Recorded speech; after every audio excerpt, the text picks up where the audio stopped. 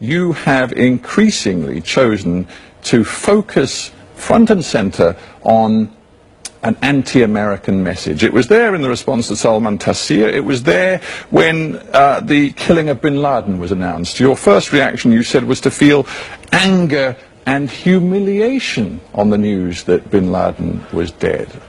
Explain that. Stephen, how would you feel if someone, your ally, comes from across the border and kills someone in your own country? And here you are, giving immense sacrifices for that neighbor or for that country. Pakistan has lost 35,000 people dead, $70 billion lost to the economy. But we're talking about Osama bin Laden. We're talking about the mastermind of the 9/11 attacks. Was it not perhaps a sense of shame that he was in Pakistan, and as the Americans went on to claim, almost inconceivable, the Pakistanis did not know in some form that he was there? Maybe shame about that, but also a sense of relief that, thank God, he is no longer capable of leading Al-Qaeda and its terror activities. Stephen, for one, whether Pakistan government was complicit or whether it was incompetent, as said by Panata, I'm talking as a member of Pakistani public who's not part of the government. Well, you're talking as a responsible leader in Pakistan, a man who aspires to actually lead the country. Exactly. And now, how would I feel but I'm a Pakistani citizen, where my country has given 35,000 people dead in a war we had nothing to do with, $70 billion lost to the economy when total aid has been $20 billion.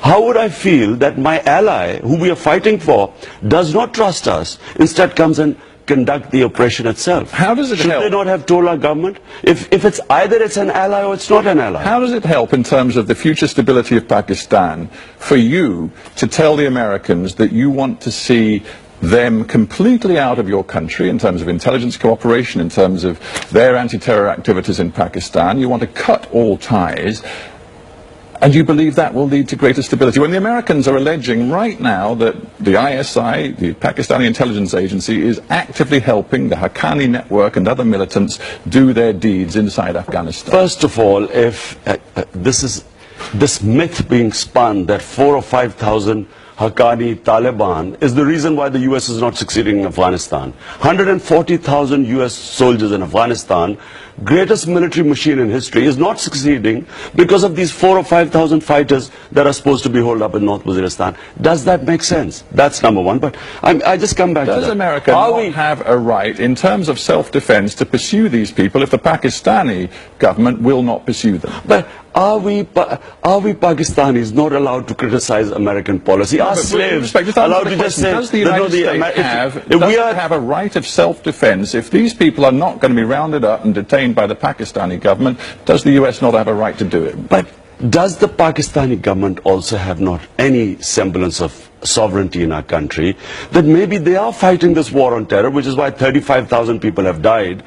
Can they not fight it their own way? Now, their own way brings us back to the quote from David Cameron of last year. Consistently, the Pakistani has looked both ways, he said, on the issue of terrorism. God, if I was the Prime Minister of Pakistan, I would have immediately told them that, look, we will fight this war our own way. We don't want any interference. We don't want your money. We don't want your aid.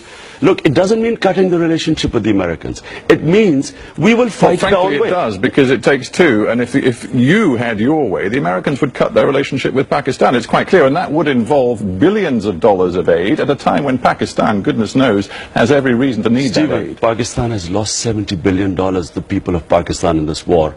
This was published by our own, this current government has published in the economic survey. Total aid is $220 billion.